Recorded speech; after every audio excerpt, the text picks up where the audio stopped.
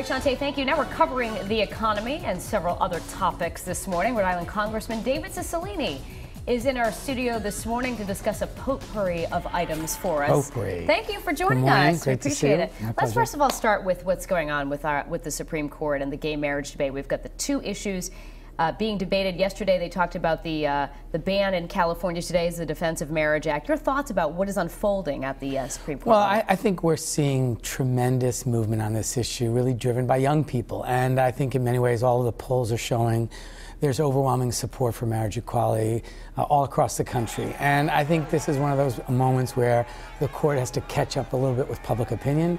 I think the court will ultimately get to the place where they'll say marriage should be available to all Americans. These two cases will give them their first opportunity to do that. Do you think that one can happen without the other, or do both need to be reversed, or what are your thoughts? No, I mean, I think that my prediction is that they will reject the California case on standing grounds. It sounds like they're saying, why do we even take this case based on the arguments they made yesterday, and let the lower court decision stand, which will reinstate marriage equality in the state of California. And then I think what they're going to say in DOMA is, the federal government has never waded into marriage. That's a matter for states to decide. Yeah. And if a state decides that you're married, then the federal government will treat it as a marriage, period. Just your thoughts on sort of just the epic nature of what's going on right now. Well, I mean, I think it's when you look at young people, they're really changing the hearts and minds of their parents. And, when you look at the polling data from 18 to 24, young people are like, what's the issue? Mm-hmm. And I think it shows it's generational, and that we are moving toward a place where every American will have access to full marriage equality, which I think is good for our country. All right, so closer to home, yesterday you were part of a pretty impressive roundtable discussion about gun violence and gun control. Bring us up to date on what happened yesterday. We had a meeting yesterday, Senator Whitehouse, Senator Reid, Congressman Landrigan, and I, meeting with mayors, with advocates for responsible gun safety legislation, with law enforcement, to really listen to them about the importance of enacting responsible gun safety legislation. I've sponsored most of the bills in the House to ensure that we have universal background checks, to ensure that we fix the broken background check system so that criminals and the seriously mentally ill don't have access to firearms,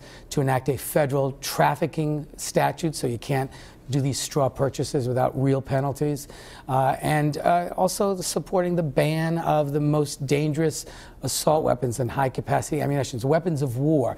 These are common-sense proposals. No one is suggesting that people don't have a right to have a firearm to protect themselves and their family, but we need to enact gun safety legislation that will keep communities and families safe.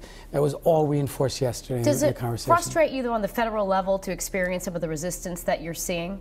Yes. I began my work in the State General Assembly working on gun safety legislation. Yeah. I was one of the founding members of Mayors Against Illegal Guns with Mayor Bloomberg and Mayor Menino. So it's very frustrating. This has been a long fight. But, we lost 20 first-grade children in Sandy Hook to gun violence. If this moment doesn't cause us to do something differently and to enact, again, these are just common-sense proposals. So the communities have been very active. The Million Mile March, the Brady campaign, the Demand a Plan, I think that's going to help make a difference. All right, real quick, 20 seconds or less. We have an event Saturday to help people with their tax returns, right? Pawtucket Boys and Girls Club, we do this free tax preparation clinic for people with incomes under $53,000. Volunteers qualified there to help you. Call my office, 729-5600, to make an appointment. We'd love to help as many constituents as we can. Yes, the clock is ticking until April 15th. Got to get it done. All right. Thank you, Congressman. Thanks we appreciate for having it. Me. Great to see you. And we did post the information about that clinic that's taking place for taxes on our website. Just head to foxprovidence.com for the details.